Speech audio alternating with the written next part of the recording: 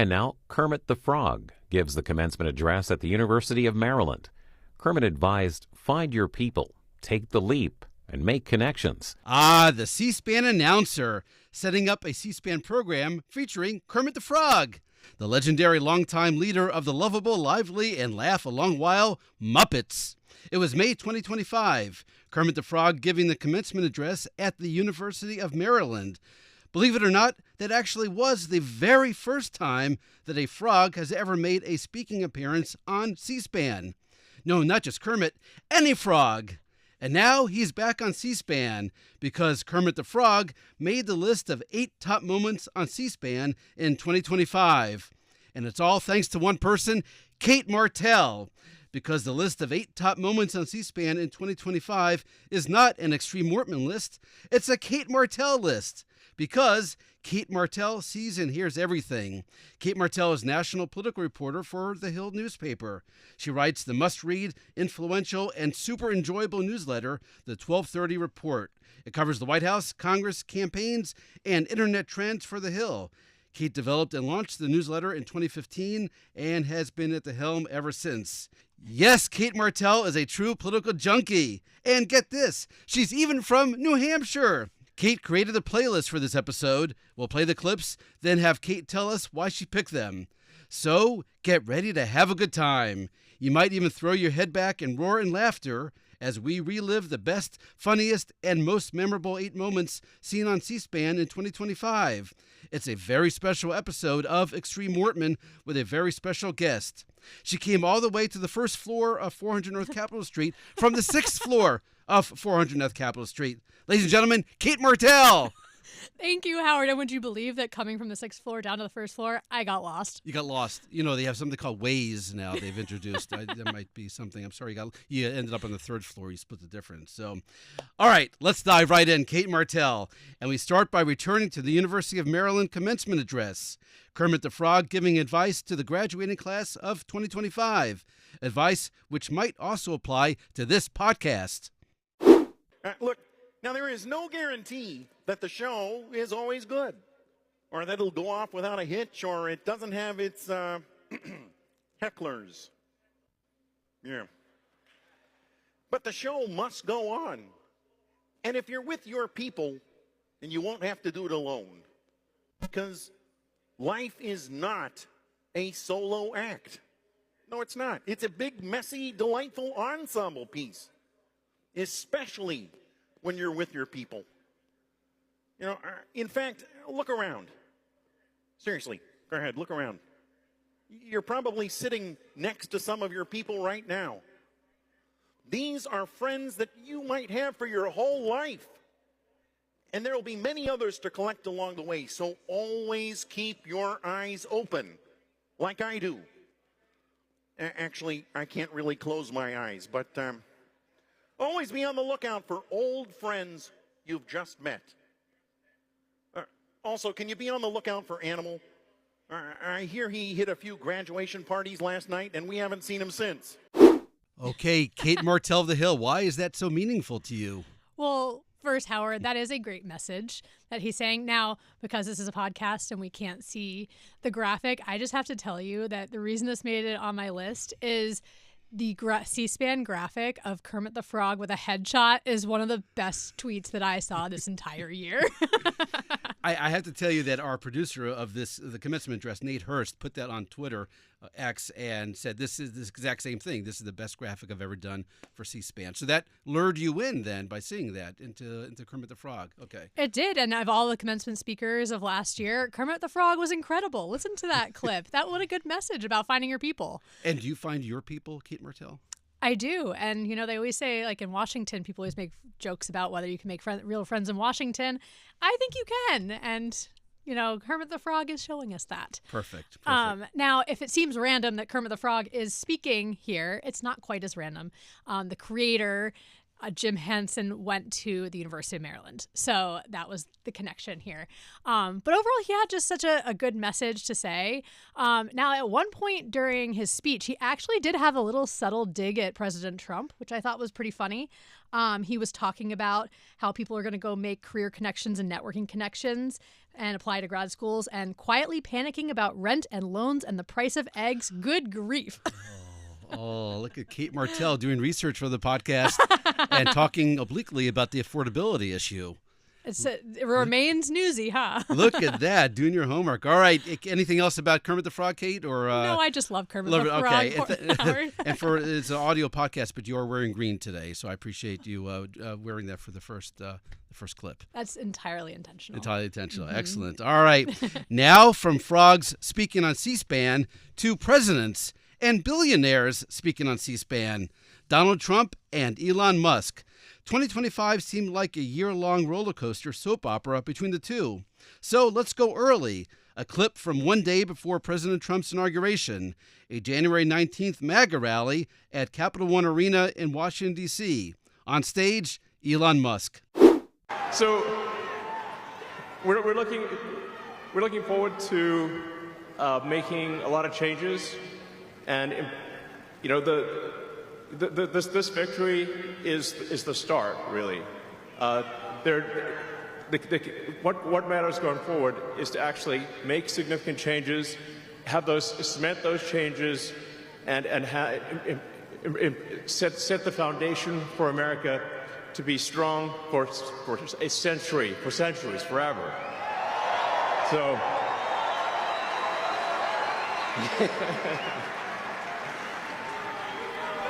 And make America great again.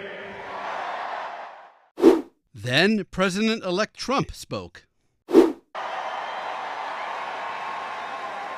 know, I always say we have to be protective of our geniuses because we don't have too many, but that one is a good one. Now, I watched his rocket come down about 3 months ago, and I thought it was crashing. I was talking to somebody on the phone. By the way, same thing happened yesterday. It came down.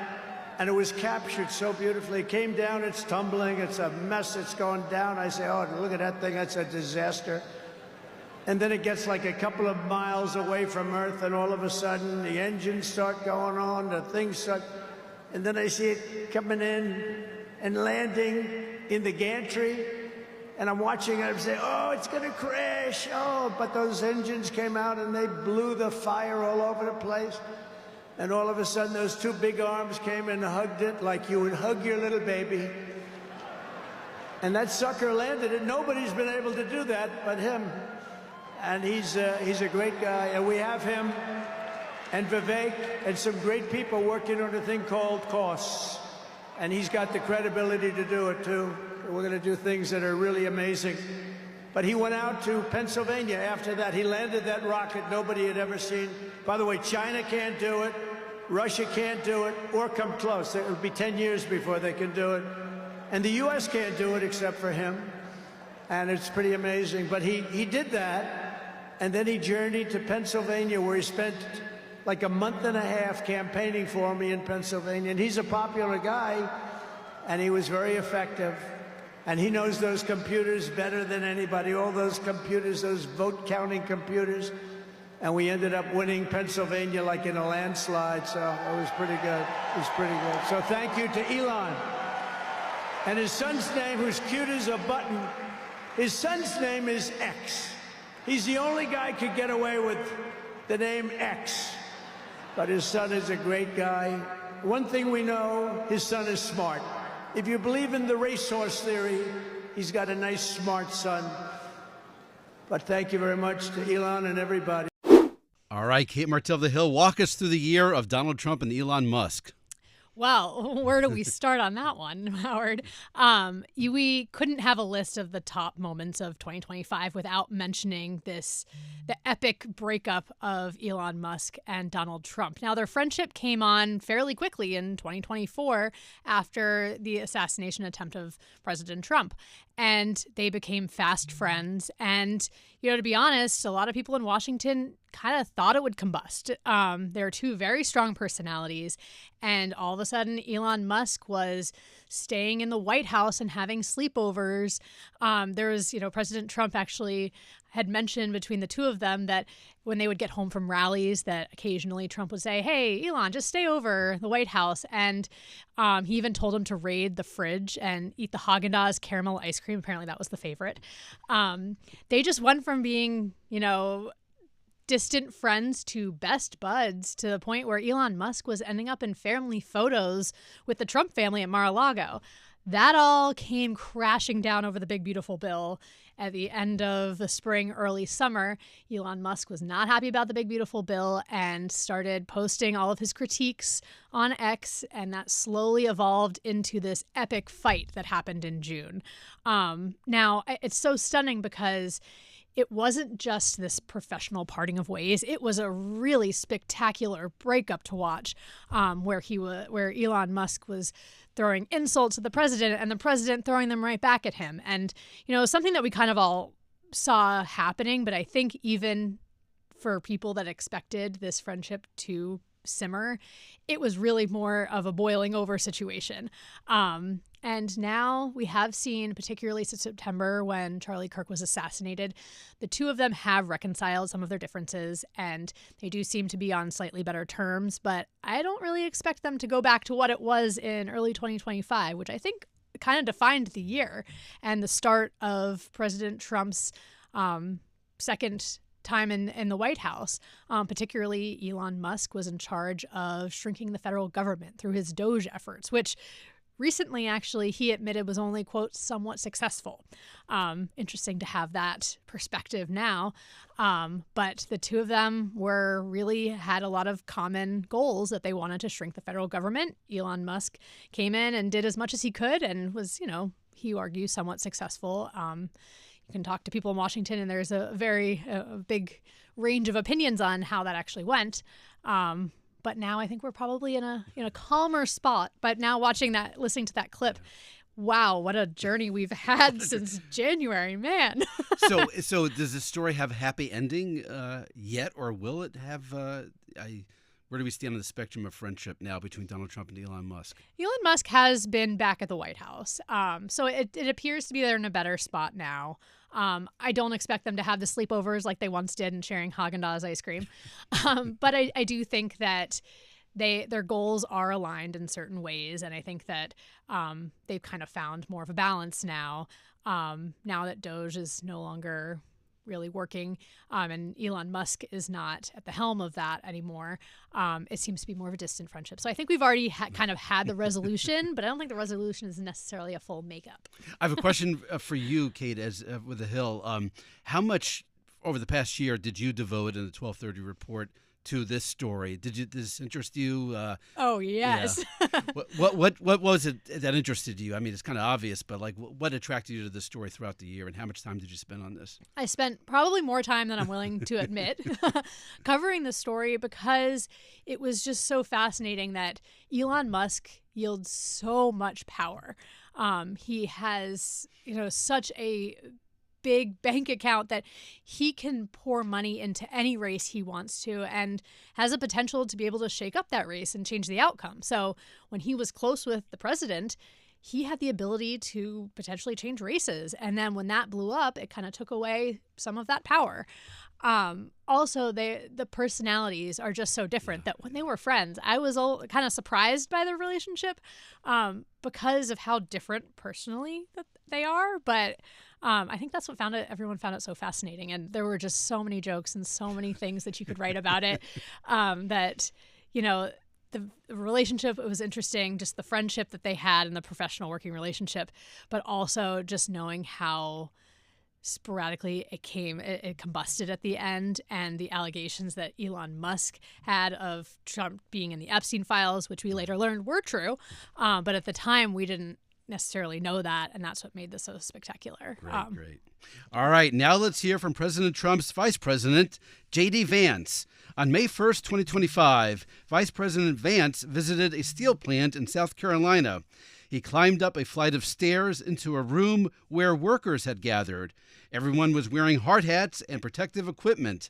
The vice president entered the room and started shaking hands. He turned to the first person next to him and shook his hand. Yeah. Hey guys, how we doing? Good. Good to see you. Oh, you guys are just reporters. You got all the shit on. I couldn't tell. Good to see you guys. Thank you. Hey, what's up, man? How you doing? The reporter whose hand Vice President Vance shook, Reese Gorman of Notice. Reese Gorman posted, "I now know I can pass as a steel mill employee if need be." All right, Cate Martel, why are you laughing right now? This was just one of my absolute favorite moments. You asked me to come up with a list of top and funniest moments, and this has to be the top of my list, Howard. Reese Gorman is an excellent journalist, and we do know that the reporters had to wear hard hats. They were in a steel facility and PPE. So when Vance turned around, he didn't realize he was a reporter, shook his hand. I love these human moments. I think this is what makes Washington so interesting, and it really humanizes it to the rest of the country that this is, these are real people, and you can do all the advanced work you want, but you end up touring a steel plant and you can't tell who's who. But I think the reaction and the laughing that he had and the joking back and forth between Reese Gorman and Vice President Vance, I just think it shows at the end of the day, we're all people. That was hilarious. And then we do know that Vance then turned to an actual steel worker and said, "Do you guys actually work here?" So I just love seeing these unplanned moments in politics. And so reporters can laugh and have fun on the beat as well as being serious and so on. Okay. Do you wear PPE at the Hill? Do you wear protective? Absolutely. I wear a hard hat every day. Hard hat every day. On the metro, I make sure I have a hard hat on. Very good. All right. Now another Cate Martel Best of 2025 moment involving hard hats. On July 24th, 2025, President Trump and Federal Reserve Chairman Jerome Powell toured the renovation site at the central bank's headquarters in Washington, D.C. They both wore hard hats. They both spoke with the press. And when they talked about how much the renovation cost, they both bickered. So we're taking a look, and it looks like it's about $3.1 billion. It went up a little bit, or a lot. So the 2.7 is now 3.1. I'm not aware of that. Yeah, it just came out. Yeah, I haven't heard that from anybody at the Fed. Yeah, it just came out. Our notes had it about 3.1 as well. 3.1. 3.2. This came from us? Yes. I don't know who does that. You're including the Mortman renovation. You just added. Our entire capital. Yeah, you just added in a third building. Is what that is. That's a third building, Well, including no, the but Martin building. it's a building that's being built. No, it was built 5 years ago. We finished Martin 5 years ago. It's part of the overall work. But it's So, not new. So we're going to take a look. We're going to see what's happening, and it's got a long way. Do you expect any more additional cost overruns? Don't expect them. We're ready for them, but we have a little bit of a reserve that we may use, but no, we don't. We expect to be finished in 2027. We're well along, as you can see. Then President Trump took off his hard hat. So too did Fed Chair Powell. All right, Cate Martel, the Morton renovation. What do you know about the Morton renovation? Or about that clip? Do you remember how it used to be, that politicians would never wear hats? I'm so glad that people have done away with that. The imagery of seeing the Federal Reserve Chair Jerome Powell and President Trump in matching hard hats just really gives us some levity for the year. Don't you agree? Yeah, it's funny. I wasn't expecting you to go in that direction, but I love the hat direction of that. That's what you enjoy. So it wasn't the president and the Fed chair bickering over cost. It was the headgear that has you. Well, that's my favorite That's part your of favorite it. part of I it. do think there is some meat to it, that a theme of this year is President Trump fighting with Jay Powell. That, there was talk that the president wanted to fire the Federal Reserve chair, but there's a host of legal issues. So he actually backed away from that.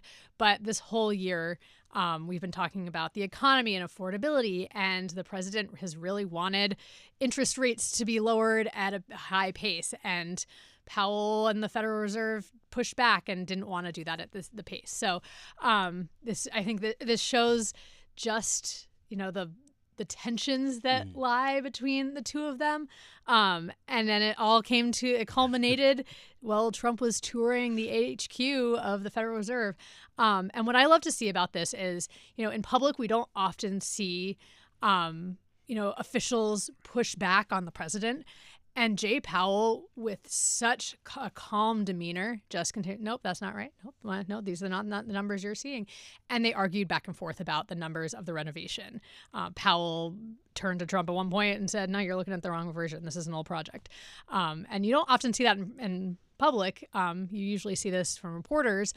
But it was just, I loved seeing these human moments for the way that that two people who really don't get along were forced to stand in public together and argued back and forth, but with just such a calm demeanor that I think it gives you more of insight of what the relationship looks like and some of the disagreements that they might have.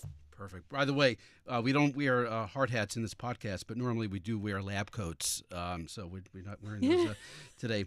If the Federal Reserve Chairman arguing with President Trump in front of the press, the Secretary General of NATO took a different approach. Meeting with reporters in the Netherlands on June 25th, 2025, NATO's Mark Rutte called President Trump Daddy. They're not going to be fighting each other. They've had it. They've had a big fight, like two kids in a schoolyard. They fight like hell. You can't stop them. Let them fight for about 2-3 minutes, then it's easier to stop them. And then Daddy has to sometimes use strong language. You have to use strong language. Every once in a while you have to use a certain word. All right, Cate Martel of the Hill, President Trump Daddy, as called by NATO's Mark Rutte. Howard, please don't make me comment on this one.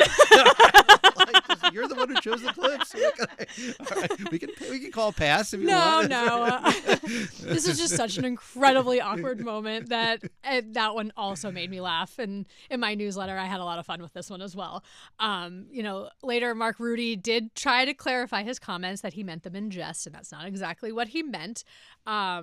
But I just found that one funny. Also, Trump did laugh it off later when he was asked about it by reporters. By the way, when you mentioned your newsletter, let's do a quick plug for your newsletter for people to subscribe. Tell everybody how you consume Cate Martel content. Where can you find your newsletter? If you go to thehill.com and you click newsletters, I write the Hill's 12:30 Report newsletter. It comes out every day at 12:30 p.m. And we have a lot of other newsletters, too, that are great. And my newsletter comes out in the middle of the day, right around your lunch break. So I try to, here's all the top news you need to know, but I really try to have fun with it. And, if I try to break up the day. So always leave with a funny video at the end. And I always try to, have humanizing bits of Washington, funny photos that often come from Howard, and funny videos and things that can take Capitol Hill and the White House and humanize them and show us interesting little moments. And when you say funny photos of Howard, you're obviously talking about my bar mitzvah album. So I just love it out here. All right, now let's switch to Congress. 3 top moments from 2025, 2 involving congressional hearings. The first, back at the beginning of the year, January 14th. It's the confirmation hearing for the president's Pentagon pick, Pete Hegseth. Here's Republican Oklahoma Senator Mark Wayne Mullen. There's a lot about qualifications, and I think it's so hypocritical of senators, especially on the other side of the aisle, be talking about his qualifications, not being able to lead the secretary or be the Secretary of Defense, and yet your qualifications aren't any better. You guys aren't any more qualified to be the senator than I'm qualified to be the senator, except we're lucky enough to be here. But let me read you what the qualifications of the Secretary of Defense is, because I Googled it and went through a lot of different sites, and really it's hard to see. But in general, the U.S. Secretary of Defense position is filled by a civilian. That's it. If you have served in the U.S. Army Forces and have been in the service for, you have to be retired for at least 7 years, and Congress can weigh that. And then there's questions that the senator from Massachusetts brought up about serving on a board inside the military industry, and yet your own secretary that you all voted for, Secretary of Austin, we had to vote on a waiver because he stepped off the board of Raytheon. But I guess that's okay because that's a Democrat Secretary of Defense. But you so quickly forget about that. And then Senator Kaine, or I guess I better use the senator from Virginia, starts bringing up the fact that what if you showed up drunk to your job? How many senators have showed up drunk to vote at night? Have any of you guys asked them to step down and resign from their job? And don't tell me you haven't seen it, because I know you have. And then how many senators do you know have got a divorce before cheating on their wives? Did you ask them to step down? No. But it's for show. You guys make sure you make a big show and point out the hypocrisy because the man's made a mistake. And you want to sit there and say that he's not qualified? Give me a joke. Okay, Cate Martel of the Hill, give me a joke. You're the jokes guy, Howard. By the way, Senator Mark Wayne Mullen says, how many senators have showed up drunk to vote at night? Now, you're with the Hill, and he didn't really get an answer. Let me ask you that question. How many senators show up drunk to vote at night? No comment. No comment. Oh, spoken like a true politician. All right. Can't they drink milk? They can drink water and milk. They can definitely do that. All right, Cate Martel, why did you pick that clip? Well, Defense Secretary Pete Hegseth has had quite the year. He was a controversial pick from the start, being a Fox News anchor that now leads the Pentagon. He even had a hard time getting confirmed. I had to look this up to remember, but Vice President Vance had to break the tie to confirm him because 3 Republican senators voted against him. Senators Lisa Murkowski, Susan Collins, and Mitch McConnell. That was the surprise one. And ever since, he's had several controversies. There was that group chat that happened last spring. And most recently, this follow-up strike in the Caribbean has really led to a lot of questions. And, we've done a lot of reporting at the Hill about how, in particular, GOP senators feel about Pete Hegseth. And we do know that a lot of them don't have a lot of confidence in him anymore. But they ultimately think that it's up to President Trump to decide who he wants in his cabinet. And that was why he was ultimately confirmed. And that's why he's still in the job. But we do know from one of my colleagues at the Hill that a lot of Republican senators don't have much confidence in him. That's what makes this clip so interesting, too, because even back in January, before any of this had really unfolded, there was already so much controversy taking place just in his nomination before he even got into the job. And we were all wondering how the transition from Fox News host to head of the Pentagon would be. You can imagine there's probably quite a bit of learning curve there, and there has been several controversies that has, I think, plagued him a bit. But now we are in December, and he's still very much in the job. But it just has been such a fascinating year to watch him evolve. It's really interesting because this is now the second clip involving, other than Donald Trump and, this colossal personality, Elon Musk and Pete Hegseth have been storylines throughout the year, cabinet member and, a top advisor. It's kind of interesting just looking back to see how both, in this case, Pete Hegseth, have dominated so much of the news cycle. And I would imagine so much of your newsletter as well to the story. Yeah, these are 2 people we have spent so much time covering. And I'd also add in the feud with Congresswoman Marjorie Taylor Greene. I'd put that in the same category, too, that those were not storylines I would have predicted heading into the year. And those are 3 big people coming out of it that we spent a lot of time covering, and I didn't necessarily see that coming. How do you pick the stories that you put in the 1230 report? What attracts you on a day-to-day basis to cover? It's, I find what I try to look at what everybody else is covering and try to figure out, where do we go from here? How do we be more forward-looking? And how can this affect people beyond Washington? There's a lot of D.C. news coverage, but I really want to appeal to people outside of D.C. So I try to figure out, what if I had nothing to do with D.C. politics? What would I personally find interesting? And that's where these human moments come into play, as well as, the top stories of the day. So if you only have a short break for your lunch, I'm trying to fill you in on everything, but also try to make it interesting by, the Dunkin' Donuts that opened up on Capitol Hill. That's pretty interesting. Or the Christmas party that's happening on Capitol Hill today. So interesting moments of that, I think, are fun to sprinkle in. Perfect. All right. Next, a November 5th, 2025 Senate Commerce hearing. The senators began by talking about transportation department nominees. The senators ended by clashing over personal vehicle identification numbers. Here's how the argument unfolded, starting with Ohio Republican Bernie Moreno. Would it surprise you that I got the VIN numbers of every one of my Democrat colleagues' vehicles and found that none of them bought any of the additional safety technologies on their cars? Then Nevada Democrat Jackie Rosen jumped in. Because I'd like to ask for Senator Moreno to submit to the committee how he obtained our personal VIN numbers, what he plans to do with them, and appears to be a clear overreach and violation of our privacy and not accurate as to what he said, especially about, I can talk about my own vehicles. And so I'm asking for unanimous consent to find out what he is trying to find out about my automobile ownership. The VIN numbers are displayed on the windshield of the car? So I'm not going to get back and forth and use my time. So where you went into my garage in Las Vegas to find the VIN number on my car. You have a car that you drive here, or do you walk? Mr. Chairman, I'll talk to you after, but I do not have a car that I drive here, sir. You drive in a car here? That is my staff's car. So you're not concerned about your staff safety?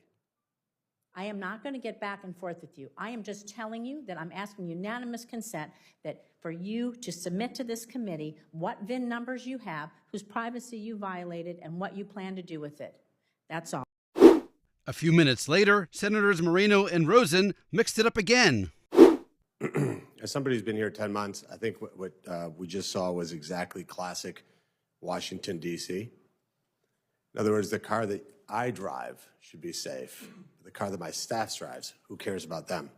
I get a paycheck. I object to you stalking my car and my staff to find the VIN numbers to present to this committee. What are you doing there? What are you going to do with them? It's an invasion of our privacy. If you came and asked me for my VIN, I will tell you what I have in my car. It's visible from the outside of the car. So you went and followed me. Is this my time? You went and followed me to see who drives me. Can I reclaim my time? And write down their VIN number. You interrupted me. You're attacking me. You watched me go to see who drives me, writing down their VIN number. Yep. So you could find out what they have. That seems a little creepy. Just to expose the hypocrisy. Okay, Cate Martel, this is going to seem like an obvious question, but what is your VIN number on your vehicle? Forgive me if I'm going a little conventional. I have it tattooed on my arm. Oh, you have it tattooed on your arm. All right, why did you pick this clip, Cate Martel? My jaw dropped watching this exchange. It clearly struck a nerve with Senator Rosen. I think we're all curious the logistics of how Senator Moreno and his team were able to get the VIN numbers of, a staffer's car. The point that he's trying to make, and Democrats want to mandate some certain technologies in the car for driver assistance. And Senator Moreno was trying to make the point that they don't have some of these technologies in their own cars, so why should they be mandating them? This will make the cost of cars even higher. But this was such a interesting back and forth. And Senator Rosen's questions were so pointed of, I don't have a car in D.C. How did you get this information? And then when they had established it was actually a staffer's car that was driving the senator around, how exactly did a staff member of Senator Moreno then, in theory, get the VIN number of a staff's car? That she described this as creepy. I think there's a lot of questions of how this happened. So we know exactly the point that Senator Moreno was trying to make, but this just, I think, was such a poignant example of how tense some of these hearings can get. This was one of the biggest blowups that I saw in any hearing this year. It's pretty recent. And I just think it's fascinating to see, we see clashes on Capitol Hill all year round. This one seemed real. This one didn't seem performative like a lot of them do. I'm so glad you said that. In fact, I'm really thrilled that you picked this clip because for that very reason, so much formative. Everything you say about the hearings is so right that they're almost predictable. You know what the conflicts are going to be, Republican, Democrat, and parties, but you never really see this raw, personal. You looked at my car. I mean, that's a very human moment. Is that part, you're saying that's part of the storyline of this? Absolutely. And the way that they went back to it to argue more about it later in the hearing, too, that you can tell it was festering up and she really wanted to still talk about it, she didn't let it go after that one interaction. And then the two of them went at it again. Do you know when you do the 1230 report, one thing that strikes me is amazing that you put your email in there and you're very public about this. Do you hear back from your readers, I like this story or I like this clip or do more of this or do less of that? Oh, yes. It has become quite a community of people engaged so much. And that's what I encourage. I always publicly put my email in there. I ask for comments. I want to know what people think about the news, because that helps me decide and figure out what do my readers actually care about. You know, I don't want to just be writing into the void and make a newsletter product that's not interesting for people. So I really like this feedback. I welcome it. I get a lot of comments on what people have to say. I particularly got a lot of comments on Elon Musk and Trump this year. I'd say that's what I got the most comments on. Are they fighting it out through your email? Are they are they making editorial comments, or are they like saying, I hate Elon Musk, I love Elon Musk, or are they trying to help steer your coverage in a certain direction? Mostly I hate or love whoever we're talking about. But I will say a lot of that, most of them are constructive, and people always give, you know, their reasonings for things. And, you know, I try to respond to as many of them as I can, because I do want to hear what people are thinking. Great. Okay. Finally, Cory Booker. On Tuesday, April 1st, 2025, the Democratic senator from New Jersey broke Strom Thurmond's record for longest Senate floor speech, over 25 hours. Cory Booker broke the record at 7:19 p.m. Here he is 2 minutes earlier. What do they do when the dogs are unleashed on us, the fire hose are unleashed on us? Look at what they did in Selma. I'm getting close to a record, folks, but...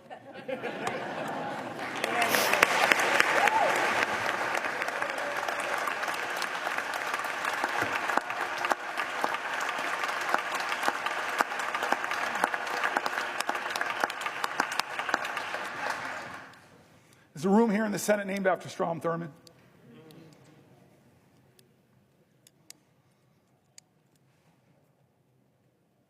To hate him was wrong. And maybe my ego got too caught up that if I stood here, maybe, just maybe I could break this record of the man who tried to stop the rights upon which I stand. I'm not here, though, because of his speech. I'm here despite his speech. I'm here because as powerful as he was, the people were more powerful. All right, Cate Martel of the Hill, talk us about that moment. Yeah, Howard, we've had a lot of funny clips, but I think that this is one of the most important moments of the year. It was a big deal for Senator Cory Booker to break this record, because Senator Strom Thurmond had the record beforehand when he was trying to block the Civil Rights Act. So I think it had a lot of meaning. He spoke for 25 hours and 5 minutes, which that means he can't have any bathroom breaks. He wasn't eating things during or actually beforehand. And he actually explained to reporters how he was able to pull off this feat. And he said that he openly admitted he dehydrated himself. He stopped eating several days beforehand, and he stopped drinking anything the night before so that he could go as long as possible. This speech was to protest some of the budget cuts that Republicans on Capitol Hill were pushing for and were ultimately successful in doing. And this was, I think, the biggest effort that we saw, one of the biggest efforts from Democrats to push back in such a public way, because being in the minority, there wasn't a whole lot that they could do to stop some of this legislative push that from Republicans, but this was something that they could do to really at least show constituents and voters what they're trying to do to push back. So it had a lot of meaning that Senator Booker was able to pull this off. It was both a physical and a mental feat to be able to stay on the floor for that long. We actually know that he asked his staff to take the chair away because he didn't want any temptation to sit, knowing that would make him fall asleep, because he had to stay out there for 25 hours straight. So I think that, when you think back at all the top moments of 2025, this, knowing that, Republicans are in control of the White House, the House, and the Senate, and there isn't a lot always that Democrats can do in the minority, that this was something that I think got a lot of attention for Democrats in trying to push back in ways that they could. It's funny, as you described this, if you take out the politics, the symbolism is just unmistakable, and it's huge that he breaks the record, but he breaks Strom Thurmond's record in doing that, and he makes that point in this clip. As a reporter, do you sense that people wanted to see him break the record? Like, do we want to see record-breaking moments, or I don't want to say a cheering involvement, but as a human, do you think it was a great accomplishment and people were saying, break that record, let's get a new record going here? Yeah, that was the feeling for sure. In the Senate, there was a lot of palpable energy at the time around when he was breaking this record, that it was a tough one to break. The record had been over 24 hours from Strom Thurmond, but I think is just so powerful and meaningful that the previous record was to try to block the Civil Rights Act, which I think just made, breaking a record is cool anyway. And that's, I think, what gives a lot of the energy that people love to see the records broken. But the fact that it was done in such a symbolic, meaningful way, I think really added to that. Do you remember where you were and were you watching it? What was your involvement with the Yes, speech? I was watching it. I was watching C-SPAN and watching most of it. I don't know how physically somebody has the stamina to do that, and I'm so wildly impressed that anybody could do that. You probably don't remember this, but since the 12:30 report, I mean, this is at 25 hours. Do you remember what you did for your edition that day, which came, I guess, like halfway through the speech? How did you handle that in your newsletter? Well, at the time, we didn't know if he was going for the record. He specifically said at the time he wasn't sure if he was going to be able to break the record. He just wants to go as long as he could. So we weren't sure necessarily it was going to go that far. It was still at that point 7 hours away from him being able to break the record. So we were including top moments and whatever Booker was talking about. I think I was pulling clips of that and trying to keep readers, up to date on what was happening at this speech and what was the reaction in Washington outside of the Senate chamber, and how is everybody else in the Senate handling this? And did you hear from your readers about this episode? Yes, I heard from a lot of people that thought it was really impressive that he was able to pull that off. Yeah. And a lot of people were just curious physically, how was somebody able to pull off something like this? And that's when he admitted it's probably not what his doctor would recommend, but he dehydrated himself. You mentioned, we've talked about the 12:30 report. Can you talk a little bit about The Hill and what The Hill does and where The Hill plays in the media ecosystem here in D.C.? Yeah, The Hill is a longtime Washington publication. We cover Capitol Hill, that is our bread and butter, but we also cover the White House, national politics, the Supreme Court. We cover whatever is happening in Washington and in national politics. And we also, have a big video presence, and we do a lot of events. So we are a staple of Washington media, and we now have partners at News Nation that are adding the broadcast side of things that now we work with our partners a lot. We're up on the 6th floor of the same building where C-SPAN, I believe, used to be. You took our offices, and I'm sure they look much nicer now than when we had them. They're very spiffy, but the C-SPAN's office is very nice. I just got to see around. Well, you're here in the Glass Enclosed Nerve Center of C-SPAN Radio here on the Extreme Mormon Podcast. Okay, that's Cate Martel's Best of 2025 playlist. Huge thanks to Cate Martel of The Hill for joining us on C-SPAN's Extreme Mormon Podcast, your new home for clips and quips. If you're not already reading Cate Martel on The Hill, start immediately. If you already are, line up for praise. And if you disagree with any of these picks for top C-SPAN moments in 2025 or have others in mind, share this podcast with others. Tell them what you would have done differently. Tell your friends, your family, your haters. Don't be shy. Be loud. Be everywhere. Cate Martel, thank you for joining us. We want to know. Yeah, we want to know what people think. All right. The email, since it's public, actually, what's your email if you don't mind giving it out? No, cmartel@thehill.com. Let me know if you don't like what I included or you do like. Let Howard know and let me know. We want to know. And as always, you can reach Howard Mortman by emailing Cate Martel. That's it for this podcast. Thanks for listening. Happy searching. Happy New Year. And for our closing music, we go out the same way we came in, with the musical stylings of Kermit the Frog, his commencement address at the University of Maryland, with a disclosure that Maryland is where your podcast host went to college 4 decades ago. Now, Kermit, play us off. Oh, and the music's getting started too, which means my speech is coming to an end. But before I go, maybe I could get you all to sing along with me? Here we go. Why are there so many songs about rainbows? And what's on the other side? Rainbows are visions, but only illusions, and rainbows have nothing to hide. So we've been told, and some choose to believe it. I know they're wrong, wait see. Someday we'll find it, the rainbow connection, the lovers, the dreamers, and me. Thank you. Thank you, University of Maryland. Thank you for having me, and congratulations to the class of 2025. Yay!